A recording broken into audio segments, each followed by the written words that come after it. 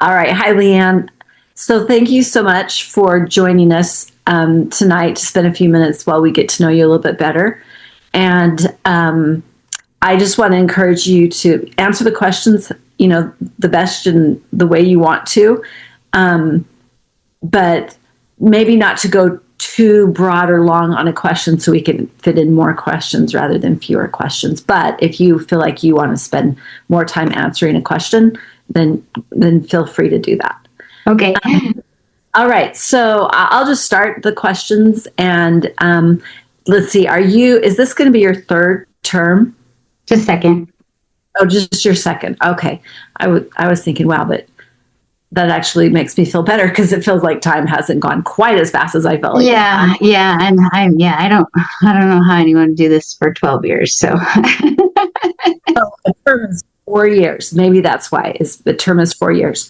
Okay. yes. So I was thinking this too. So why don't you give us a brief overview of how you feel about the first term, and maybe Well, a little bit about you know, myself. Okay. Yeah, well, I just don't like know that how I you feel about, specifically more so how you feel about your first term.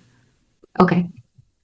Um so I have really enjoyed the service, which is why I would like to do it again, right? I love for me probably there's two best parts about this last 4 years. One is connecting people to the right source. Like the state board is very limited in what it does. It has kind of five major roles that it takes in terms of governance and supervision of the public education system.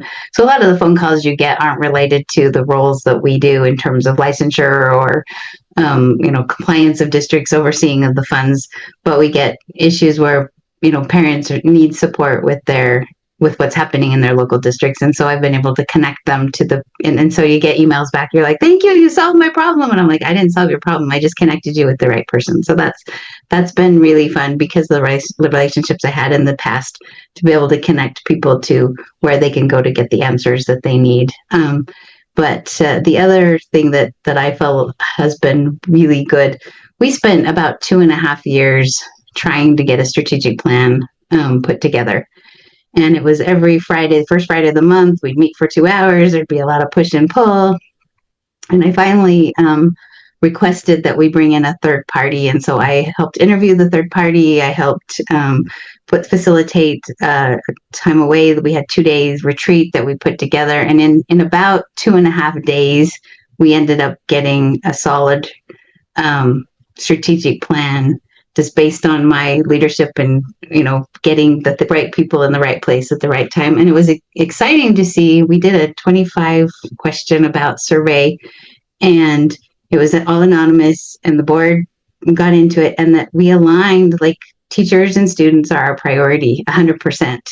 And you might not always see that as we're all debating and 15 people coming at it from different locations, but that at the end, that's the priority of the board, is making sure that we have quality educators and that our students are being educated. So that's a highlight, is after 2.5 years of struggle to be able to see something put in place that I helped facilitate.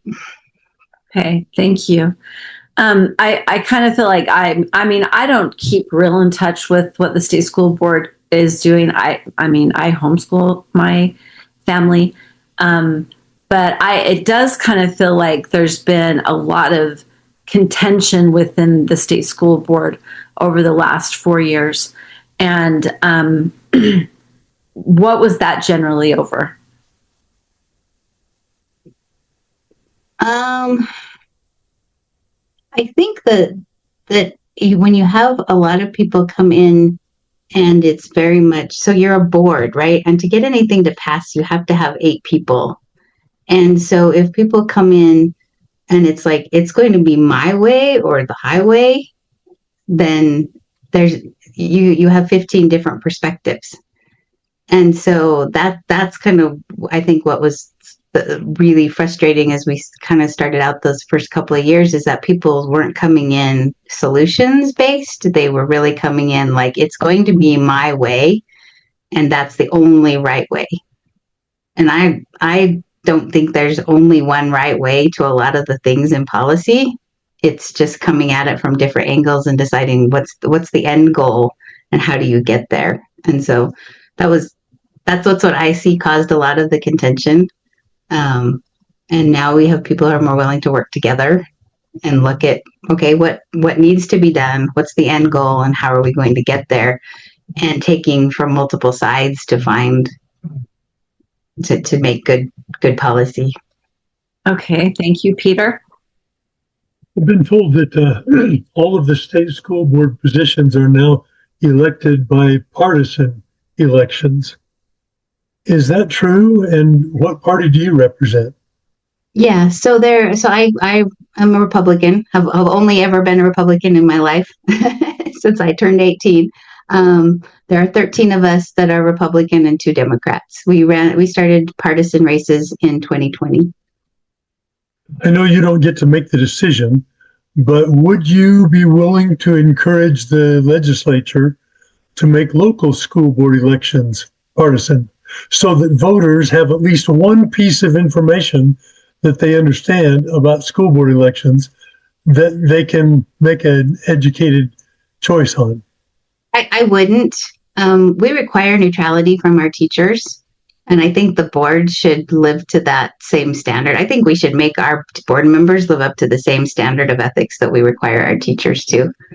And so, in other words, you believe that it would be good to let Democrats sneak in without declaring what party they support and what mindset they support. Well, I hope that when they the voters run, won't know.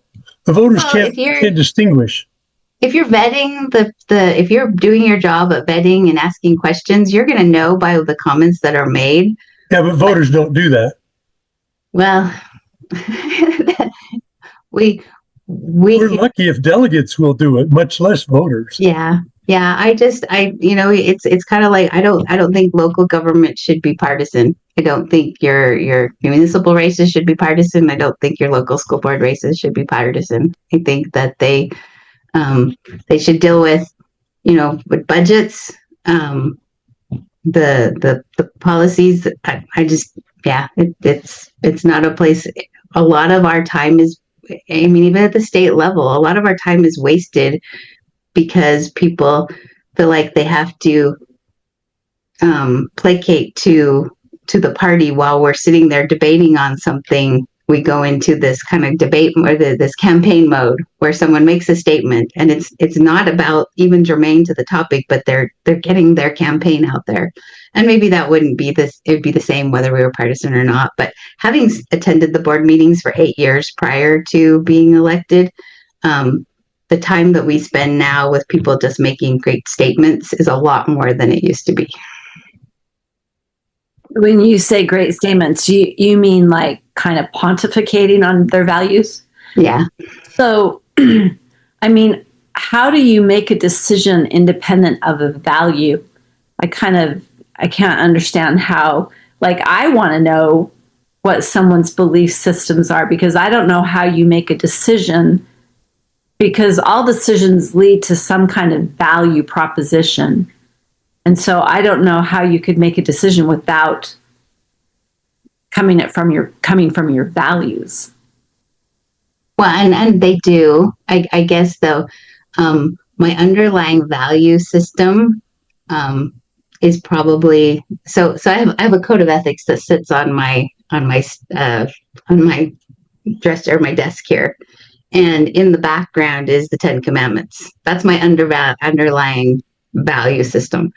So my value system, and like it or not, is not based on a party. So I agree 100% with the Republican Party platform, but my values are based on the 10 Commandments. Right. And then above that comes, my values of integrity, loyalty, courage, hope. Those are my values. So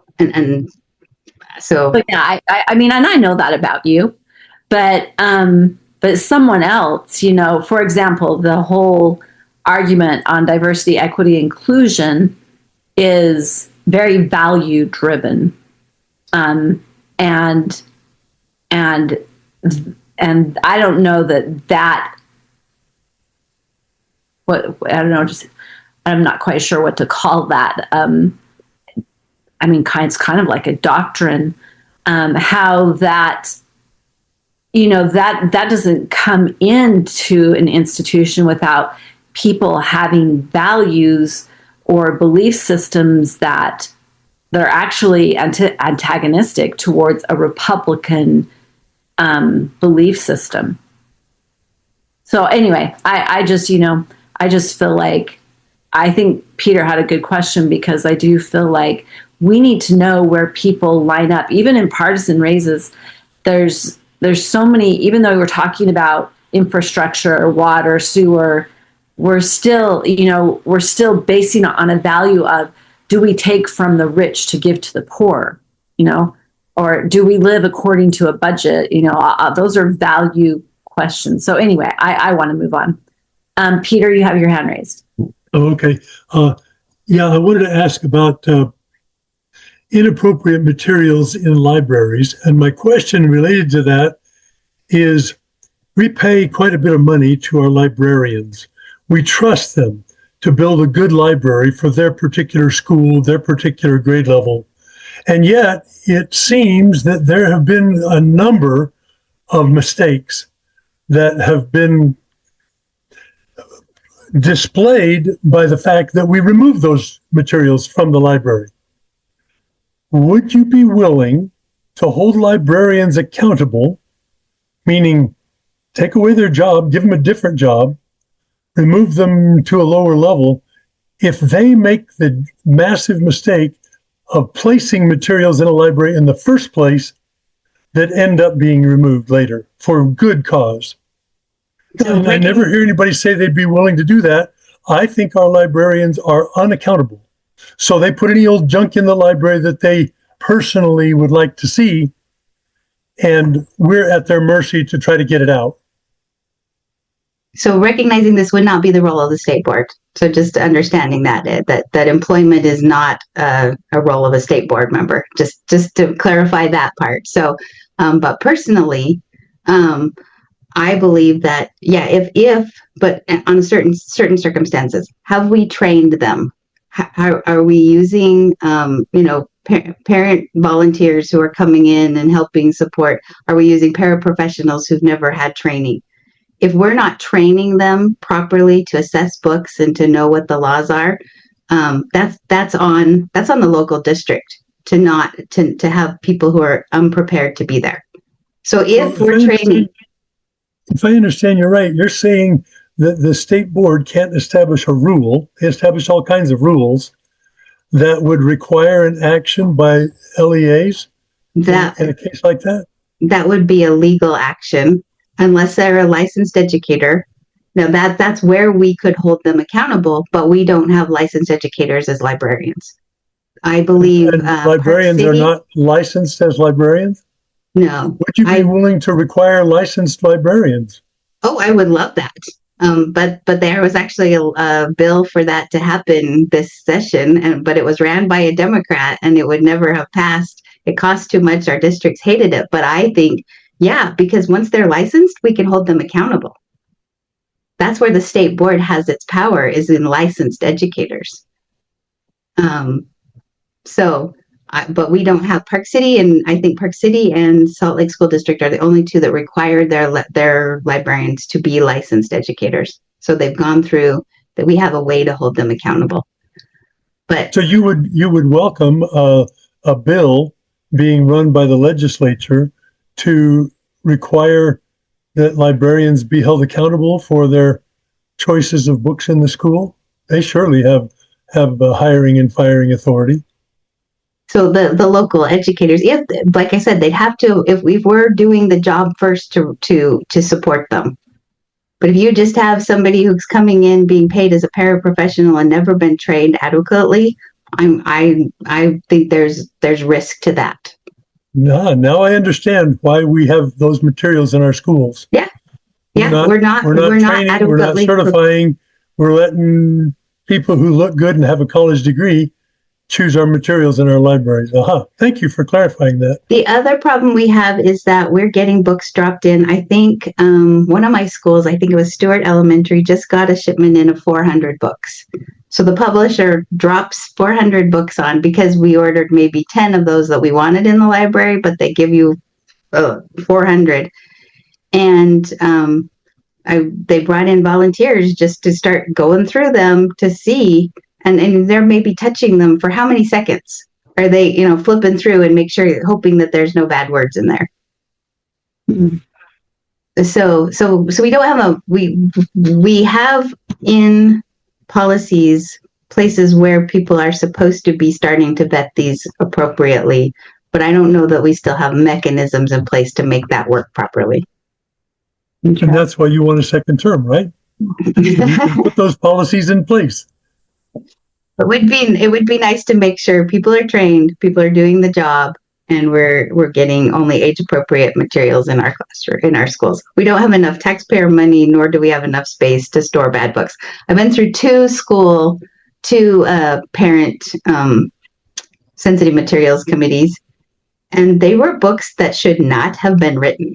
I'm sorry, when you have a book that's a journal entries of a boy and a girl, two ninth graders who are telling their sexual relationship through ninth grade, it shouldn't have been written, let alone been in our schools. Wow. Okay, I want to change the subject. Technology and AI. As a parent, I am very careful with technology in my home. I have passwords on my computers. I don't let my children have access to technology unless I type in the password. And, they have limits. We don't really know the long-term effect that looking at a computer screen is going to have on a child. And so I'm just wondering, do you share concerns that digital teaching and learning has done more harm than good? Yeah, we are seeing it from K through 12, right? Kids don't have the attention span they once had. Kids are not reading novels. They're reading passages on the computers. We need to get books back in kids' hands. We need to make sure they can actually consume an entire book in their hands, turn the pages, and read quality literature. We're also finding kids that are coming into school. We used to have parents who take their kids shopping and they point out an apple and they point out a banana and they point out, they learn all this new vocabulary. But now we see them sitting in the shopping cart scrolling a phone. Like we're bringing kids in who have the deficits of a child that could be considered deaf. They had no immersive communication surrounding them, so they come in with language delays, speech delays, all these delays because of screens. And then we just kind of incorporate that. So I hope we see the difference. Stereo dephase bill passed, the Balance Act passed. It's going to limit technology in K through, and I'm not sure if it's 2 or 3 because we start assessing on computers at 3. So I've been thinking it was K through 3, but I need to read it better. But very little, if any, just a few minutes to do some computer technology standards that we have in place in that K through 2.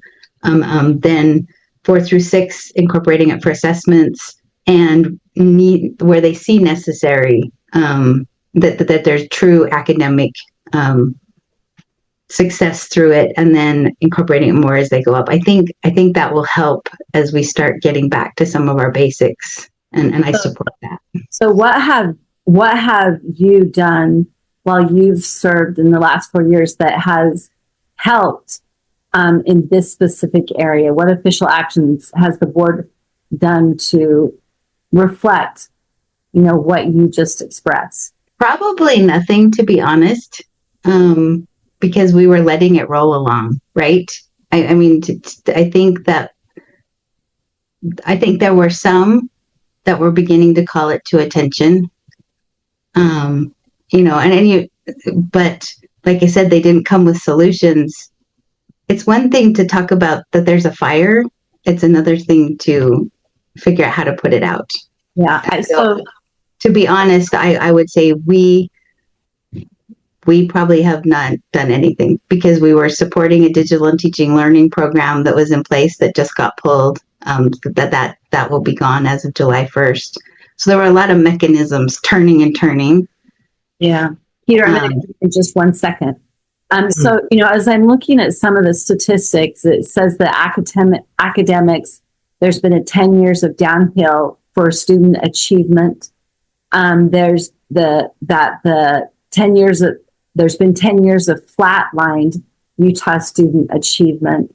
And there is 10 plus years of worsened student outcomes that have been with increased SEL. And so I'm just, and there's even more than that. There's mental health conditions that I'd love to see where you're drawing your statistics from. So this is from the Coalition of the Utah State School Board. Well, this is from, while you answer the question, I do have my sources right here. I just can't read them. So let me. I guess I missed your question because I was focused on the data. I was trying to understand where you had gotten it. But what was your question? Sorry. So my question, well, my point is that what we're doing is what is being done in education is not improving the outcome of students. Like we're going down a hill. Our students, just like what you expressed, you know, they're losing it. And I think that has a lot to do with the home as well. I don't think that the school can take total responsibility for that. And not even at all total responsibility, but there is responsibility because parents are turning their children over to a school for at least 8 hours a day and sometimes longer than that because schools have become daycare in the morning hours for students that work and even up until 5 or 6 until the parent gets home from work. To me, that kind of breaks my heart. But how do we change this outcome? How do we change the trajectory of those outcomes? I think it's that intentional focus on getting back to the basics, right? I mean, we are seeing growth, and that's why I was wondering about your statistics because we are seeing growth in reading. Going back to this, the phonics, the science of reading, understanding how speech and language development come before reading, all of those things, we are making progress. So that's why I'm interested in our math scores.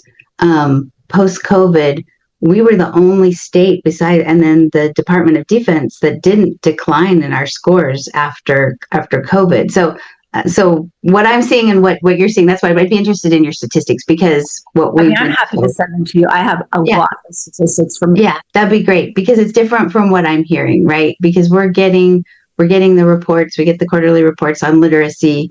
We are seeing growth. We're getting one of them, U.S. Department of Health and Human Services, and they're really small, so I'm having a hard time reading them. But they're definitely resourced.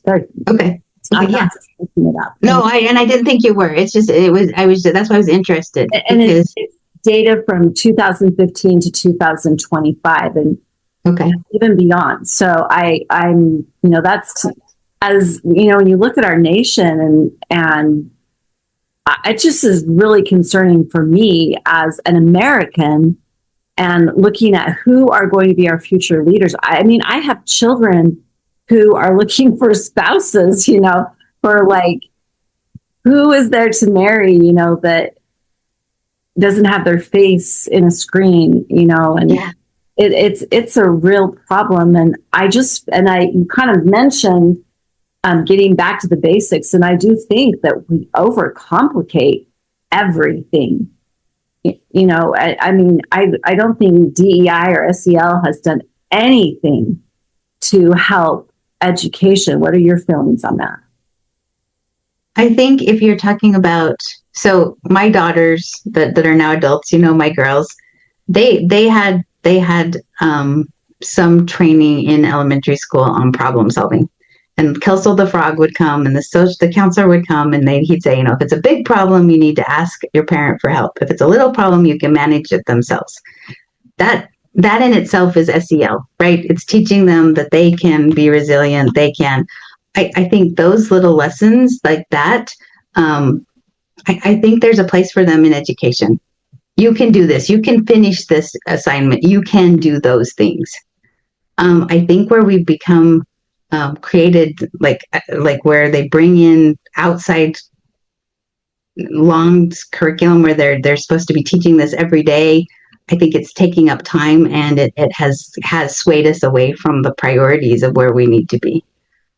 I still think there's a need to teach kids teamwork and collaboration and stick-to-itiveness, and we're letting kids off the hook for everything. We started, giving them, everybody gets the trophy. I would like to see a return to, yeah, you don't turn it in on time, you don't get the credit. Like, those things. I'll give you an example. Peter, do you still have a question? Raise your hand, please, if you still have a question. Well, I wanted to let Jen get in before me. Mine could wait. Okay, I just want to give one example to LeAnn of my personal experience. And that is that my children, we've done mock trial for a lot of years, and we've done well. And we get in, and this is really outside. It's not a program that's sponsored by the school, right? But it's an example of DEI and even SEL, where you get into those competitions, and our team is clearly better. I mean, I'm biased, but our team is absolutely clearly better. But the other team is made up of Asians, and they win. It's a real problem. It's not merit based. I mean, you can't only take my word for what I'm saying to you, but we've experienced it over and over and over again. Okay, Jen, go ahead. Okay, I'm going to switch the subject here for a minute. LeAnn, thank you for coming to the school board meeting a few weeks ago. I appreciate you. I saw you there. I appreciate you attending that. I'm still kind of trying to figure out what the responsibility of the state school board is. So I appreciate you also kind of educating me on that. Where is the oversight for a local school board, and where does the state school board fit into that? And if there is no oversight, which is kind of what I'm finding, because I just submitted a formal complaint to the state auditor about some stuff that's going on in Davis School District, and they said we're really busy. We have lots of complaints coming in. We can send it back to the local school board, to the local school district that can then do an internal audit. And so I know it's laughable, right? And I said, nope, we will we'll wait our turn, and we want the state auditor to come in and look at this. We don't want this anyway.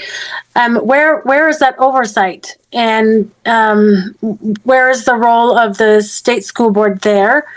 And then my other question is, how do you feel about parent groups like UPU? And do you work with them?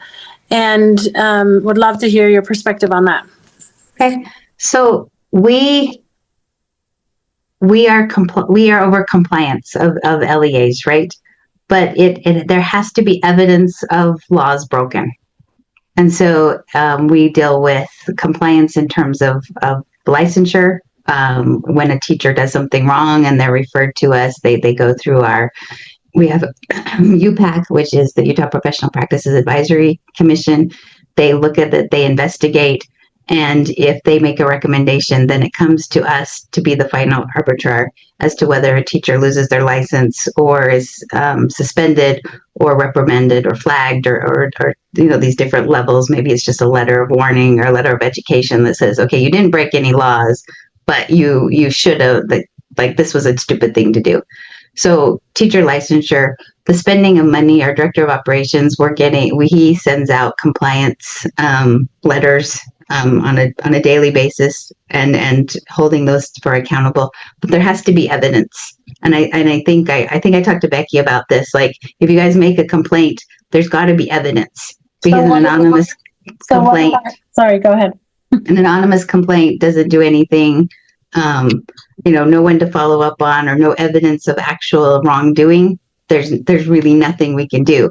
The actual running of the budget, and as long as they're using the funds in a way that is appropriate and dictated by law, we don't have oversight of that. It's when a law is broken that we can hold them accountable. We can make them pay back. We have different, when we go into executive, there's litigation with different school districts and different charter schools that we're working on because they've broken a law. And so they're being held accountable. It's not publicized, because there's a county, or what is it? Account, what's the privilege that they have where they don't, what's the lawyer privilege? Sorry.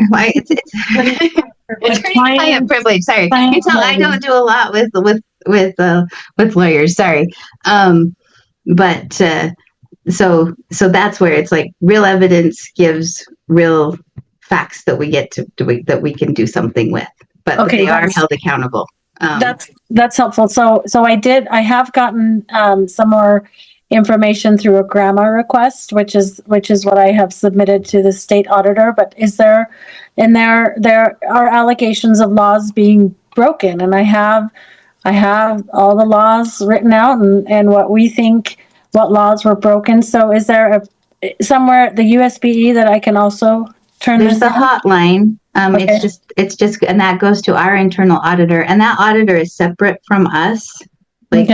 So they do their thing. They have an investigative arm, and then they make their recommendation to us where they find that it's okay. So that is the only recourse then we have for a school board or a superintendent that we feel like is doing something unlawful. Yeah, really, it has no to go oversight. through. It has to go through that investigation with internal audit. Mm-hmm. And there is a problem, right? Because sometimes it's circular that they'll kick it. They'll say this isn't something that we see as an issue at the state level, and they'll kick it back to them. Mm-hmm. That's why the evidence is so critical, so that they can see, oh yeah, this is money, or this is the licensure. This is something that the board has a way to hold compliance. Okay, that's really helpful. So is there? Go ahead. Oh, I was just going to answer your second part of your question. Oh, yeah. So, I mean, as you may recall, so I ran against Melanie Martinson, and I know she plays a role, or she has played a role. There are times when I don't, because I know that there's I know I am entrenched in the public school system. I had 5 kids that went through. They're all successful adults. I see the benefit of it. I've been able to work through issues. I've done 504s and IEPs with my kids, all the different things. We did a charter school for a couple of years for one son. So I know I'm entrenched. And so there's times where I'm like, okay, I need to break out of the bubble, my little silo. And so I will text Melanie and say, help me understand what you see help me understand how I should see this differently. And that's because I built up a relationship there. But that's kind of where I do, like when I can't see the other side of something, because I think good policy requires you seeing multiple sides, then I reach out and try to find out what's that other side that I'm missing. Oh, thank you. I appreciate that. Thank you. Another one I've done is, I think, do you know Annie Massey? Yes. Data, like she's my data guru, right? Mm-hmm. So when I have a data problem, I talk to her because I know she's done a lot more detail. And I don't know if she's with UP or whatever, but another person that sometimes has had challenges with the public school system, right? Yeah. So I will reach out to say, help me understand how you would see this, because I know I can be in my little silo, and I don't want to be. Appreciate that. Thank you, LeAnn. Okay, Peter, go ahead. I have a concern with enrollment statewide, and that is enrollment for students throughout the state is declining. In most school districts, it's declining. There are a couple of them that might be staying about level. You have to agree that that's happening because we have more and more charter schools. We have more and more homeschoolers. There's got to be a decline in our enrollment. And we expect to see it for about 10 years. The data shows we'll have a decline for about 10 years. And we saw that with the funding this year. They're required with Amendment G to increase with inflation and enrollment, and there was no increase for enrollment this year. There's actually I think they took 77,000 away. So yeah, you're absolutely correct. I'm curious, what can you do to make public schools compete better? That's why we want choice in education, is so that there will be competition. So I would like to know what you see the public schools doing to compete better. Because right now they're not competing better. They're losing market share.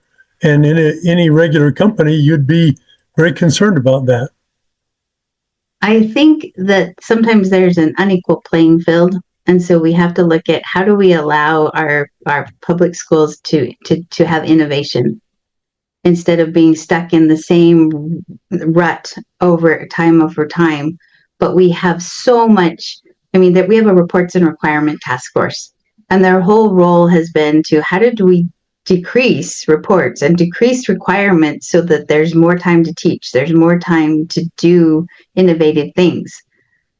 I don't think they ended up maybe one or two things that they actually reduced at all. And that this has been since Susan Pulsifer was the one who started it. I think the year I started, so maybe 4 years ago, maybe longer than that because she's been out for 2 years, so maybe prior to my time.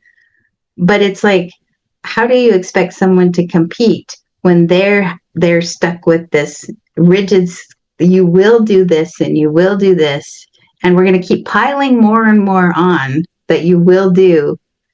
And yet over here you have, complete flexibility. Nobody's watching you. Nobody's expecting a test at the end of the year. So how do you expect them to compete when this is all about check the box, whether the box does any good or not? And here we're trying to say, innovate, go and do the things you need to do. So I think that's one way is eliminate some of the boxes. We always talk about the federal red tape. We don't want federal funds because it has strings attached. Well, there's just as many strings at the state level, and more and more. We just had 105 education bills pass. How many of them undid stuff, or how many of them added more to what is going to be expected to? And sooner or later, something breaks. Teachers break, students break, the system breaks, and you don't get the education that our kids need and should be able to have. Do you spend time up at the legislature to tell them what kinds of bills you'd rather have? Yeah, so the board meets weekly. I chaired those meetings this year, but I was up there almost every day. But I've been up there almost every day for 14 years.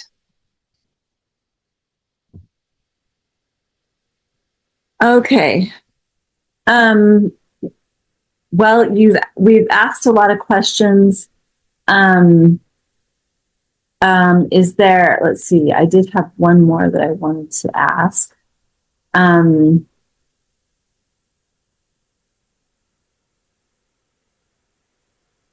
Let's see, what was it?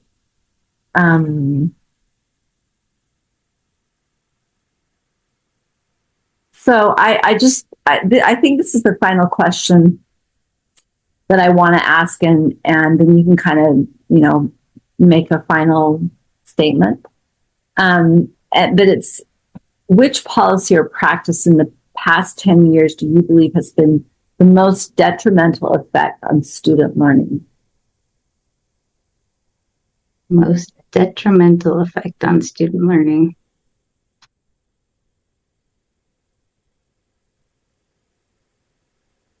Well, the one that kind of pops into my head is our assessment and accountability system.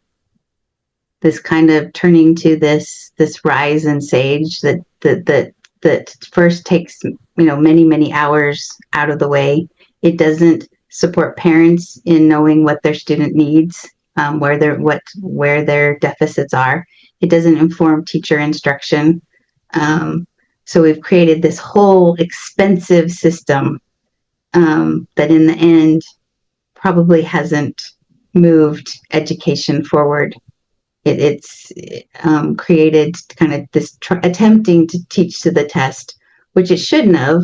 I mean, the questions, I served for 6 years on the assessment team where we got to see all the questions, and the questions are based on standards, but instead we have weeks set aside to do test prep.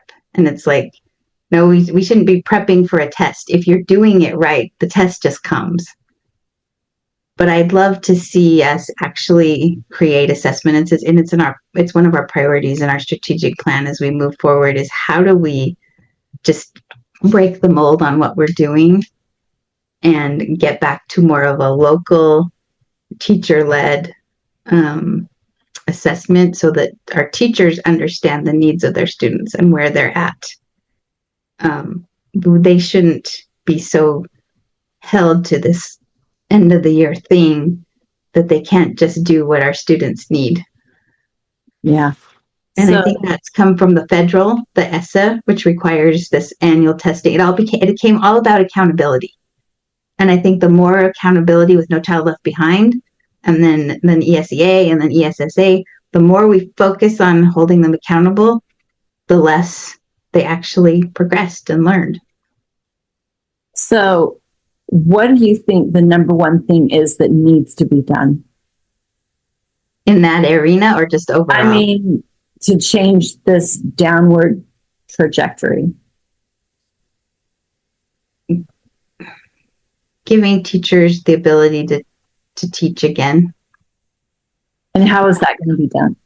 We have to figure out, well, if we could, the first thing would be strengthen the family structure, so that families are taking on those roles that, we have kindergarten teachers who've been tasked with potty training, because the kids are showing up to kindergarten for post-COVID. It was the first time ever kids were showing up non-potty trained. That's a parenting issue. So now we put that on the teacher's head, and then we say, okay, and we're now, we have all these mental health issues. Well, teachers, you're going to have to deal with that. That they're not qualified. They don't have a role to do that. We can't keep piling on. We've got to somewhere go, okay, communities, parents, families, we're going to take the role that we had, and we're going to bring strong children to our schools, and then they can be ready to learn.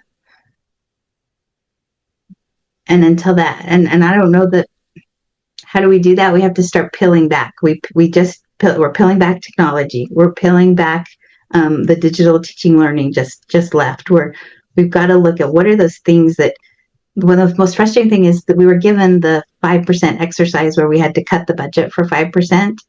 And so we came in and we took 3 meetings to strategically look at what could go.